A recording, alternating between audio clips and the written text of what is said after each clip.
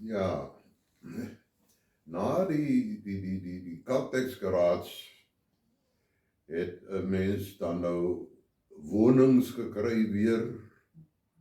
Mense het daar gewoon, soos ek sê, direk langs aan Caltex garage was die opstal van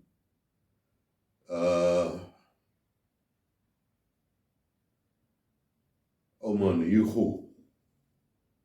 Het langs aan Piet Hugo. Hy het langs aan gebly.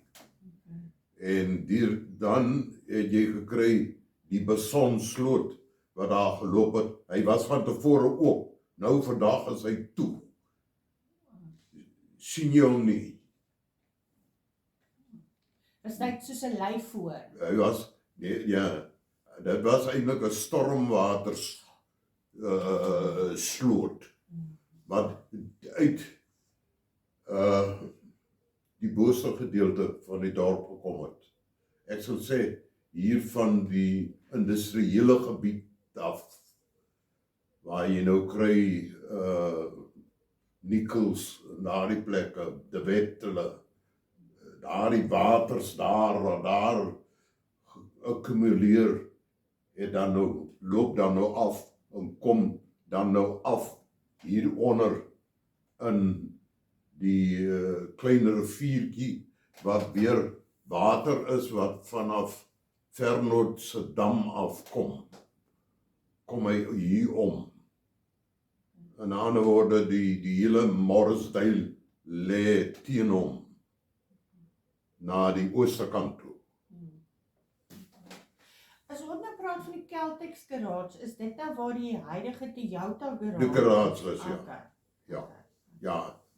Ja, en hulle handel nog altyd in Caltex petrol. Okay, ek sien. Yes. Vandag nog. En daar waar die munisipale kantoor, die verkeersdepartement nou sit, wat het daar gesit? Nee, daar was ander besighede, ander wonings, laat ek dit so stel. Mense het gewoon daar vanaf. Okay. Soos ek gesê het, direk na Caltex was Hugo gewoon, en dan aan die kant die sloot het Jim Belili gewoon. Jim Belili. Hy was 'n onderwyser by ons een van die kleuringsskole op 'n plaas hier buitekant. Ek dink baie op Daytona was hy skoolhoof gewees.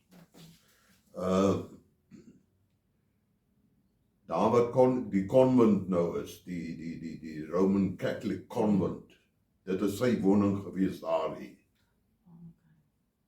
Ja. Ja, dan het ons nou later jare nou die kerk nou daar gekry. Maar hy was nie van tevore daar nie. Yes. Stanley, oom het nou so lekker gepraat oor die besighede wat oom kan onthou.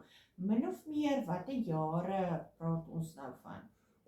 Ek praat nou, of ander woorde, my kennis strek uit die 50er jare uit.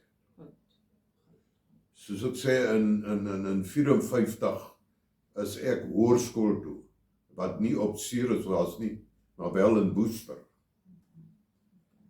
Ja.